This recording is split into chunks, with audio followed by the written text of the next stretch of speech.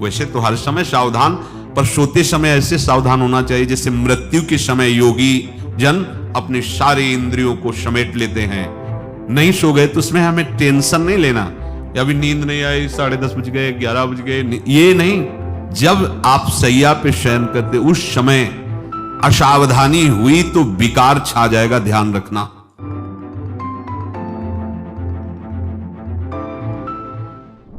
जिन्होंने एक व्रत ले रखा है, श्री कृष्ण भजन, श्यामा श्याम श्यामा श्याम श्यामा श्याम श्यामा श्याम, कृष्ण व्रताहा, एक व्रत की चर्चा कर रहे हैं भीष्म जी अंतिम समय।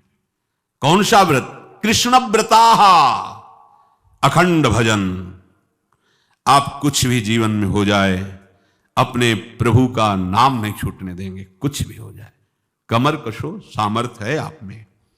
प्रभु ने आपको आध्यात्मिक शक्ति से युक्त मनुष्य शरीर दिया है। ये साधन धाम मोक्ष कर द्वारा पाए न जे परलोक संभारा, मिला ही है। इसीलिए ये जो बातें बनाते हैं लोग, हमसे भजन नहीं, भजन में मन नहीं लगता, ऐसा वैसा, ये आप भोगों में सुख मानकर, स्नेह संबंधियों में सुख मानकर ऐसा बोल रहे हो। आप में पूरी सामर्थ्य है भगवत प्राप्ति करने के लिए। चाहे जो जहां भी जन्मा हो, मनुष्य शरीर पूर्ण भगवत प्राप्ति के लिए युक्त है, उसमें कोई कमी नहीं है। सब में भगवान ने वो ज्ञान शक्ति दी है। वो ज्ञान शक्ति भोगों के कारण आपकी ढक गई है।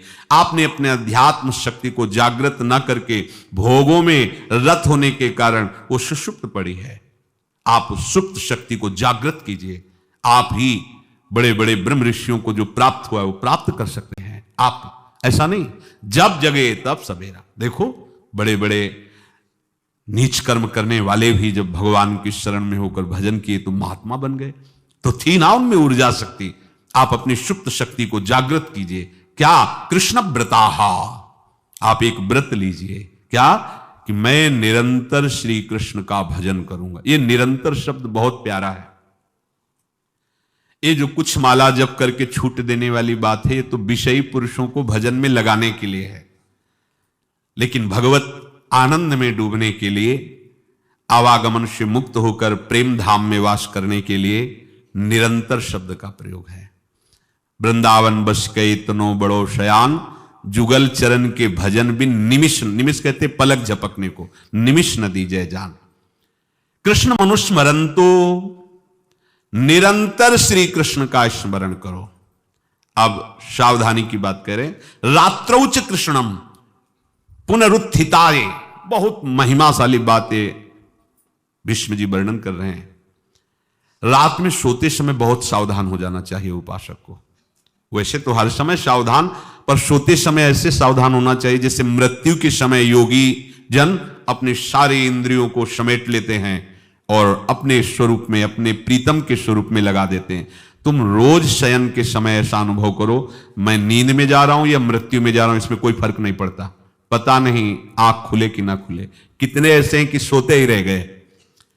आप अब बेहोशी की हालत में जा रहे हैं, नींद में जा रहे हैं, तो एक समय रखो कि आप अपनी शैया पर इतने समय ही जाएंगे।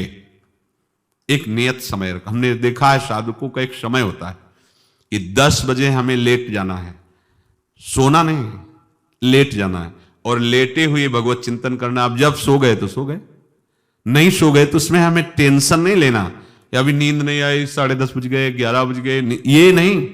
आंख मूंदी, मंत्राकार वृत्ति, तो बिना नींद की गोली के सो जाओगे। यह है ऐसा। भजन में मन लगाओ, सो जाओगे। जिनको नींद ना आती हो उनके लिए सही दवा है, आप नींद का चिंतन ना करके प्रभु का चिंतन करने लगो। देख लेना आप कब सो गए पता नहीं चले। और अगर सौभाग्य से नींद ना आई तो नींद में जो इंद्रियों को पुष्टता मिलती है वो होता है संसार का विस्मरण। नींद में खास बात क्या होती है कि संसार का चिंतन छूट जाता है, फिर वो मस्त हो जाता है। उसमें जो ऊर्जा शक्ति जागृत होती है। संसार के चिंतन से ऊर्जा शक्ति नष्ट होती, तो 4 घंटे 5 घंटे संसार के चिंतन से रहित पड़ा रहा सुषुप्ति में, तो उसे ऊर्जा शक्ति फिर आ गई। और अगर 4-5